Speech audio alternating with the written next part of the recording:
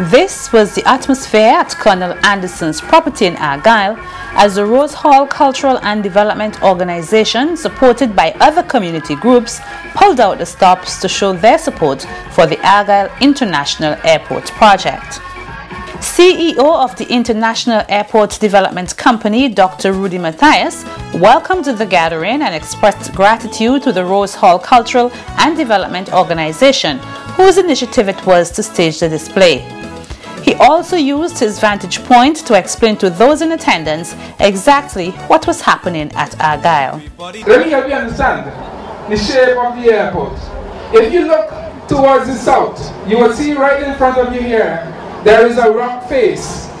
This is the southernmost part of the Argyle International Airport runway. In fact, up to this point where we are standing here, this is what we consider the first kilometer of the runway. From that rock face that you're seeing at the head of the Stubbs Bay Cliff, up to this point, is the first kilometer of the runway. What we are trying to do, and what we hope to achieve by the end of this year, is to attain a level area within this first kilometer. So that where you see the rock face there, we have to do is a substantial amount of excavation to bring that rock face and that earth down to about 40 kilometers above sea level. So where you see those trucks there, that is the level that we are trying to attain for that part of the runway. And we have to fill up the valley just below you, just about that level. So we are cutting the material from the rock at the Stubbs Bay southern end of the runway there, and we're transporting it to fill up this valley that we call the Breadfruit Gutter. So that if you come here sometime in December, you will see that we will have substantially completed the excavation work at the southern end of the runway, and we will have substantially completed the works of filling up the valley in Breadfruit Gutter. President of the Rosehall Cultural and Development Organization, Hayden Ferdinand, explained that the Argyle International Airport is very important to Rosehall and generally to North Leeward. According to him, they see the potential for development in their agricultural sector and for tourism. Development is a very important thing for us in the Rosehall community. Now, we didn't want to keep this objective just for Rosehall alone. We see the need for this international airport for St. Vincent and the Grenadines, not for now, but for the future. Now, persons may ask, why are the folks from Rosehall so interested in this international airport? Now, we from the leeward side of St. Vincent and the Grenadines, we are a farming community, and we see the potential for agricultural development in North Leeward. Now, in the past, we know of the difficulties to take whatsoever you produce, to ship them to different parts, probably United States, England, and elsewhere in the world. Most of our produce usually spoil. I can tell you, with the advent of this international airport, once we put our heads together and it becomes a reality, those would be of the past, especially for persons in the Leeward area. As I told you before, we depend on agriculture for our survival, and it's on the decline right now. And we see this international airport as a big boost for our community. Describing the construction of the Argyle International Airport as a do-or-die situation, Ferdinand said you either go forward or get left behind. We all, as Vincentian, we must look at this from any political standpoint. Now, this is reality. This international airport for St. Vincent and the Grenadines is either do or die for us. Either we move forward with it or we don't do it and we get left behind.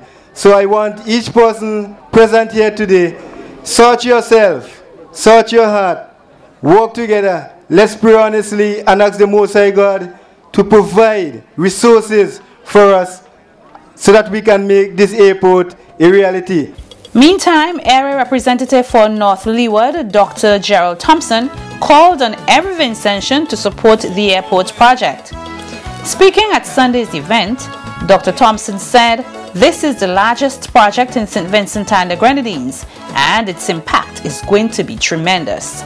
Not only have we been able to do creative financing in terms of using the coalition of the willing, countries like Austria, Mexico, Cuba, Venezuela, Trinidad and Tobago and others, and putting this whole package together, we realize that this can be done.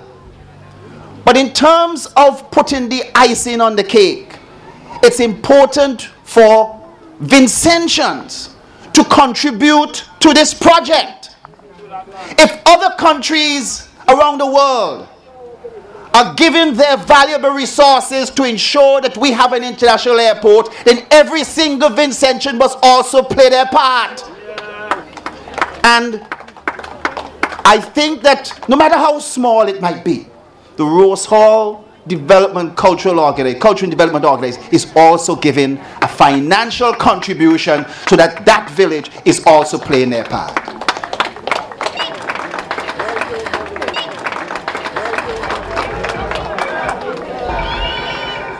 Following the brief addresses, it was time for the performances, the moment that everyone was waiting for, and they were not disappointed. The elder statesman from Rosehall, Mr. Eldon Mason, set the tone for the afternoon, showing that he was still a musical force to be reckoned with, but not before expressing his support verbally for the airport. Another time I came back to Barbados and I looked at an area where it marks on behalf of the Canadian government. So when people talk about the Prime Minister is going abroad and begging for money, it hurts, because really speaking, Barbados hasn't done the airport on their own. Yeah, it has marked Sir Grantley Adams Airport on behalf of the Canadian government. So I am proud to be a Vincentian. I got to get a bit about Mali, all right? Yeah, man. All right.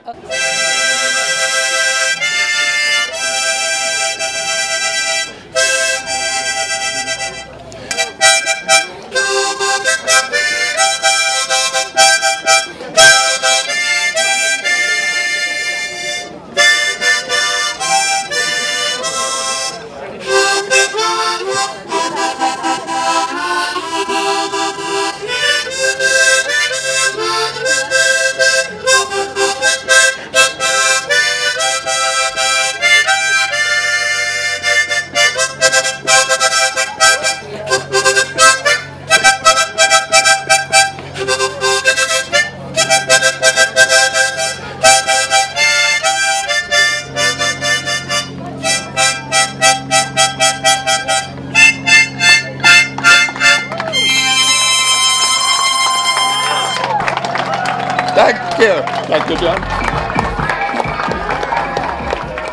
He was followed by Renaissance dancers, in whose backyard the airport is being built.